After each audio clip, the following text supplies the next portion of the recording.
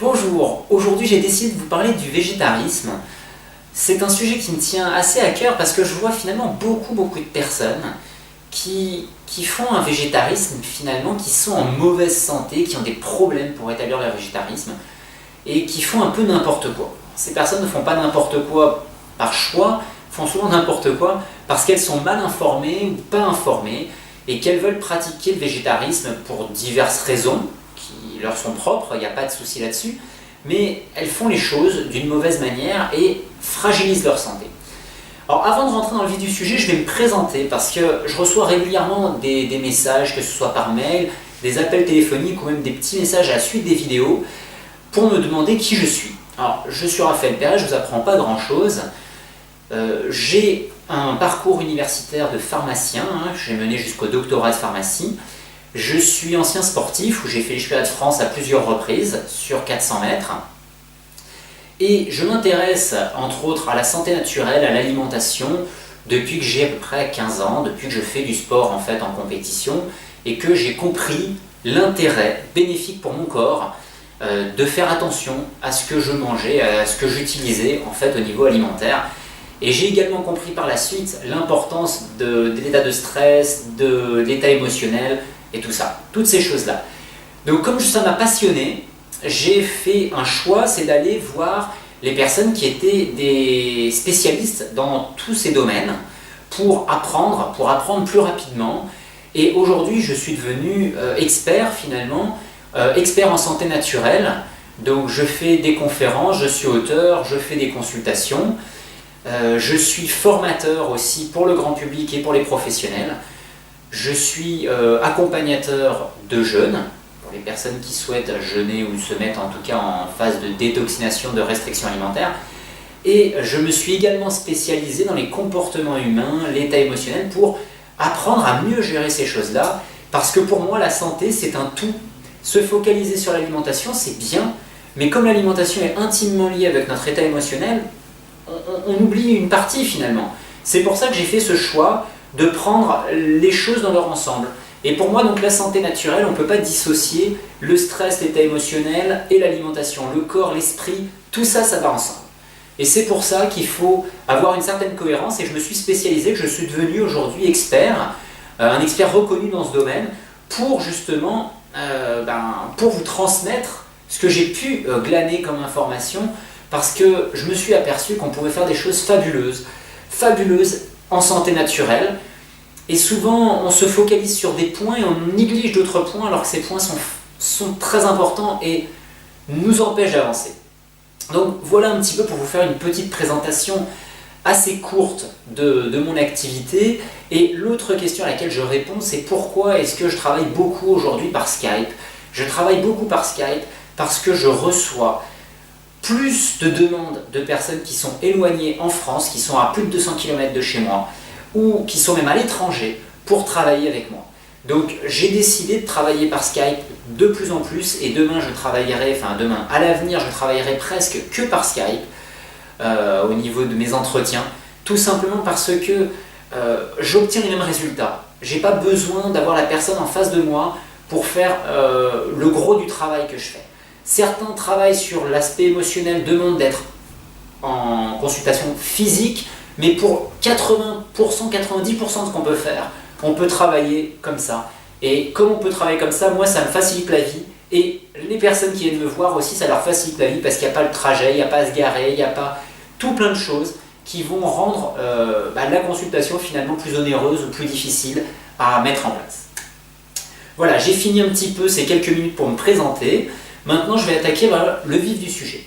Alors, le végétarisme, je dis qu'il est mal fait pour beaucoup de personnes, tout simplement parce qu'on se base sur des choses qui étaient pratiquées il y a 30, 40, 50 ans.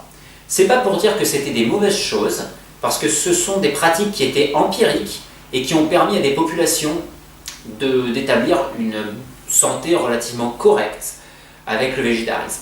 Cependant, aujourd'hui, le végétarisme est devenu très différent parce qu'on vit dans un monde qui a évolué. On vit un monde où il y a beaucoup de tentations. On vit dans un monde où les personnes qui veulent changer pour devenir végétariennes veulent manger de la même manière que les personnes qui ne sont pas végétariennes. C'est-à-dire, on va faire quoi? On va faire des simili-carnés. Donc on veut remplacer la viande par un produit qui serait similaire mais qui ne serait pas de la viande. On veut remplacer la viande par des mélanges alimentaires qui pourraient remplacer la viande, mais qui ne remplaceront d'une part jamais la viande et qui sont problématiques pour la digestion.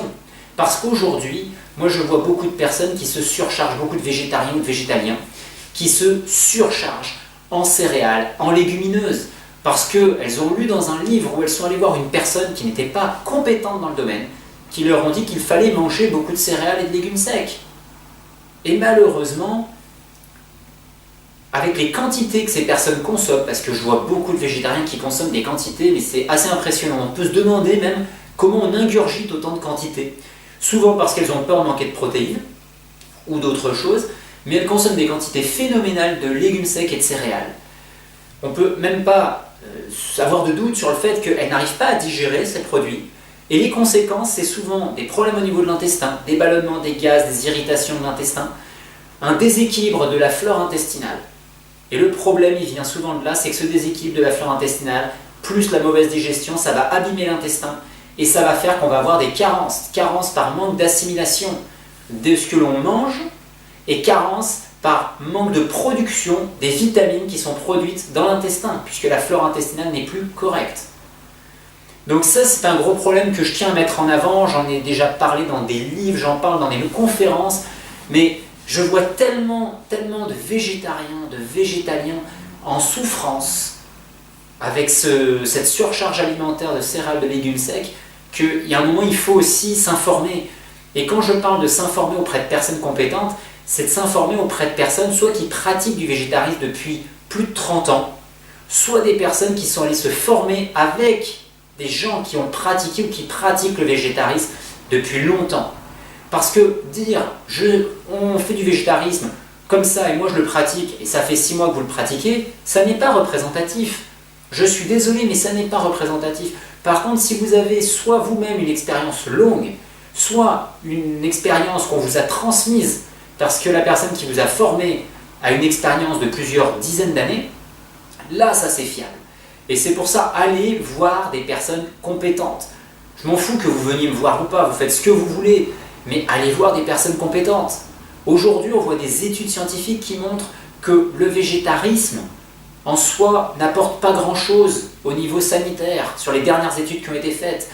On a des légères améliorations, mais qui ne sont pas significatives. On s'aperçoit également que les personnes végétariennes, souvent, ont une déminéralisation osseuse plus importante même que des personnes qui mangent de la viande.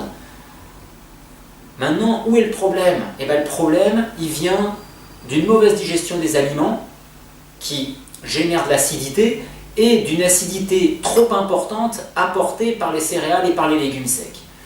Donc, les végétariens, les végétaliens, faites attention à ce que vous mangez, faites des repas que vous pouvez digérer correctement. Et ne vous surchargez pas en céréales et en légumineuses. Dernier point par rapport aux personnes qui ont peur de manquer de protéines. Des protéines, on a besoin d'apports protéinés qui sont relativement faibles. Si on améliore de manière conséquente l'alimentation, les apports protéinés diminuent parce qu'on a besoin de faire moins de travail digestif pour digérer.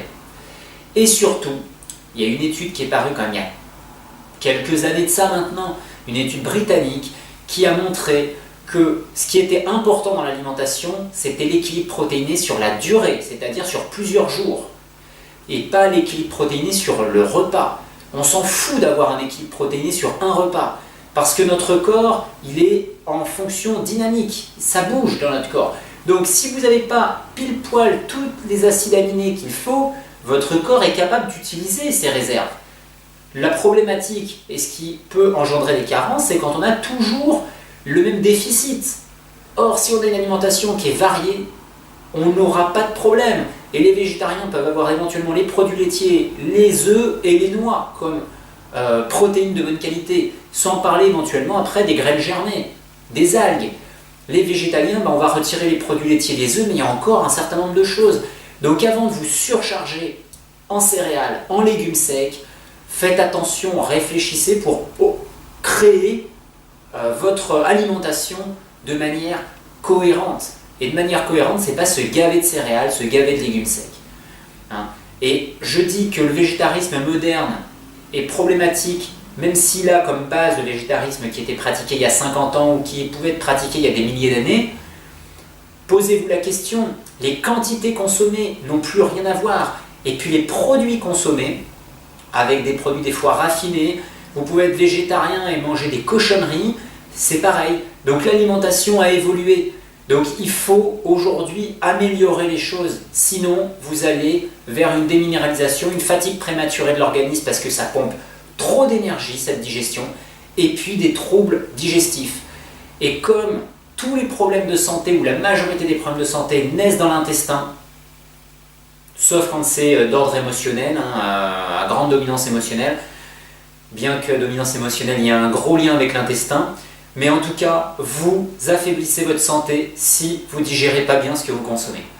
Donc ça, votre intestin, c'est un indicateur clé. Si vous avez des ballonnements en permanence, si vous avez des douleurs, si vous avez de l'acidité, si vous digérez mal, il y a un problème.